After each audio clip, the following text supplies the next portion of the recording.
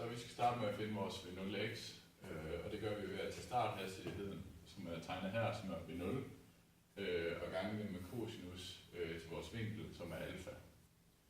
Herefter skal vi finde V0y, og det gør vi på samme måde. Den eneste forskel er, at vi tager sinus til vinklen i stedet for til alfa, fordi vi skal opad. Så hvis vi så skal finde bevægelsen i y-aksen, så ved vi, at det er en konstant acceleration, så derfor kan vi bruge formen, hvor man sætter en konstant acceleration. Og vi ved, at accelerationen foregår i en negativ retning, fordi vi bruger tyngdeacceleration, som vi går nedad. Så derfor bliver det til en halv gange g gange t i anden, plus v0y gange t, og så plus y0, det vi starter lidt om. Og så i x-aksen, der kører det som en konstant hastighed, så derfor er det bare v0x gange t. Okay, og for så at finde ud af, hvor vores objekt lander hen, så skal vi have en slutværdi både for y og x. Og vores y-slut, den finder vi ved at sætte den form, vi har herover for v0y ind på v0y's plads. Så den kommer til at have minus en halv gange g gange t anden plus v0 gange sinus til a gange t plus y0. Og det samme gør vi så i x's slutformel. Den kommer til at have v0 gange cosinus til a gange t. Så vi skal finde kasteparablen, og til at gøre det skal vi starte med at finde t. Og vi ved, at x lige med v0x gange t.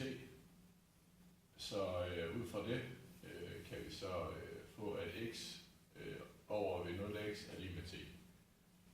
Vi har vores formel fra før for y, som er minus en halv gange g gange t anden plus v0y gange t plus y0.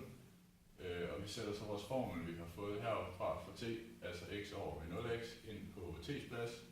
Og vi får så, at y minus g divideret med 2 gange v0x i anden, fordi t er i anden gange x i anden, plus v0y gange v0x gange x plus y0.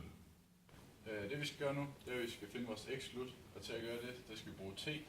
Og til at finde t, bruger vi vores udtryk for y-slut, som vi sætter lige med 0. Det første, vi ændrer i udtrykket, det er, at vi lægger en halv gange g gange t i anden til over på den anden side af lighedstegnet, så vi får en halv gange g gange t i anden lige med 0 gange sinus til alfa gange t.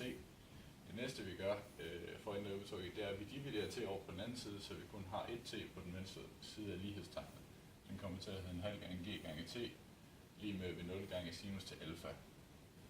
Og det vi så gør til sidst for at få t til at stå alene, det er, at vi dividerer g og en halv over på den anden side af lighedstegnet, så vi får t med 2 gange ved 0 gange sinus til alfa divideret med g. Her er så vores udtryk fra før for x slut, og så tager vi så det udtryk på t, vi lige har fundet, og det sætter vi så ind i. Og så får vi det her udtryk for x slut, og det reducerer vi lige lidt i, så det bliver lidt pænere at se på. Så har vi altså et v0 i anden gange sinus til 2 alfa divideret med g, fordi det er x slut.